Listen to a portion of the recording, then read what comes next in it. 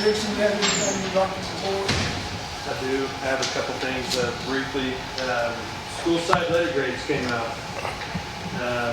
They are a mixed bag, and because of how they are derived, I want to publicly say we're more than letter grades. If that's how the state chooses to define us, we will continue to tackle challenges, we will continue to make improvements, but we're much more than letter grades. With that being said, I'm very, very proud of of all of our schools, but I want to particularly mention Mount Carmel and those that are above the C range. We've got Mount Carmel as an A and one of the few in the region that is an A. But here's what I will have to say about that. Before they were issued, Mount Carmel was set to be a C. It is a state recognized 7-year reward school, and because of certain criteria that was talked about being used and purported to being used, they were set to be a C about a week before, up until about a week before letter grades were issued. It says a lot of the state of education when they were set to become a C and a week before they were issued, that designation changed to become an A. And I have to question the timeline of that being issued on December 21st. And the governor's announcement that he is pursuing vouchers and other things around the same timeline. So we're more than letter grades. We are continuing to do the work to tackle challenges, namely attendance. When we've got roughly 25 to 30%, depending on the school site, struggling with chronic absenteeism, and we are trying to work with those families to make sure their students are at school. If you're looking at a small school setting, it doesn't take very many kids that fail to grow or that slide backwards to negate any positive movement, and that school is then stuck with a designation that reflects that dynamic. So once we get a handle on attendance, which we're attempting to do this year hot and heavy, I really think that things will start to turn around. We've already demonstrated growth this year, as I've mentioned to the board via email. And I look forward to seeing what we can do this year. But we're continuing to tackle those challenges. I don't agree with the designation. You can see high points and struggling areas that we're tackling. You guys knew that from the start of the year with our school site presentations. But publicly, we're much more than a letter grade from the state of Tennessee.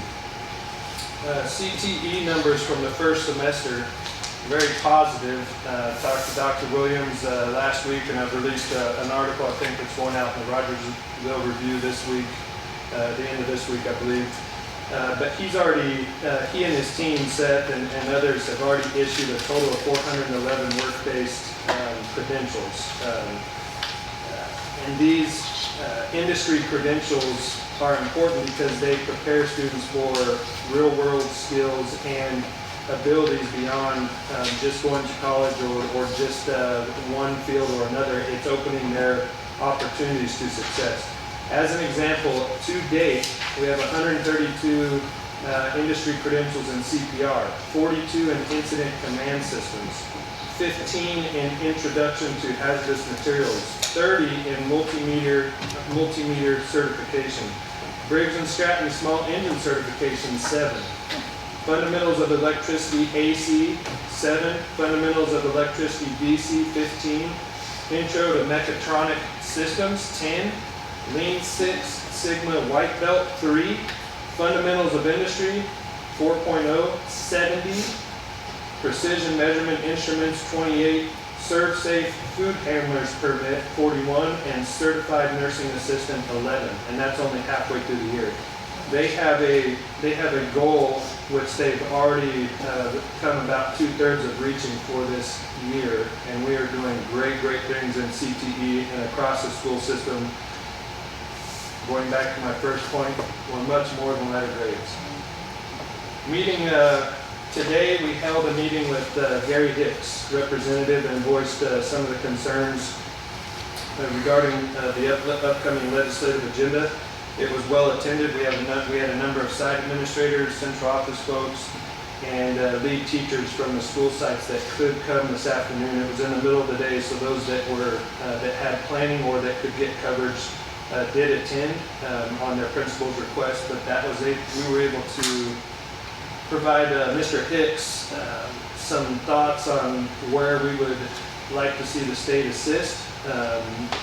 Some of the ideas that were discussed, namely, we need money for facilities.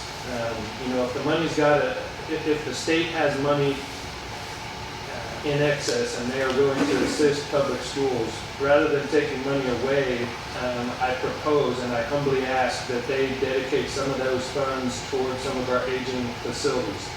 They have given us graciously money for safety and security, but safety film on windows and safe entrances at our school sites do little or nothing when the roofs are ready to fall in and leak every single rainstorm we have. To give you an example, it's going to cost roughly $7 to $10 million to fix Cherokee and Volunteer's roofs. And they have been maintained over the years, but they are well past the age of a normal roof. And in order to avoid going to the taxpayers here in Hawkins County and burdening them with yet another bond, which we're faced with doing potentially in the next several years, I propose that the state invest in its infrastructure, namely its aging school systems in rural and remote sections of the state, and help them with their infrastructure, so that burden comes off of the taxpayers and off the local system.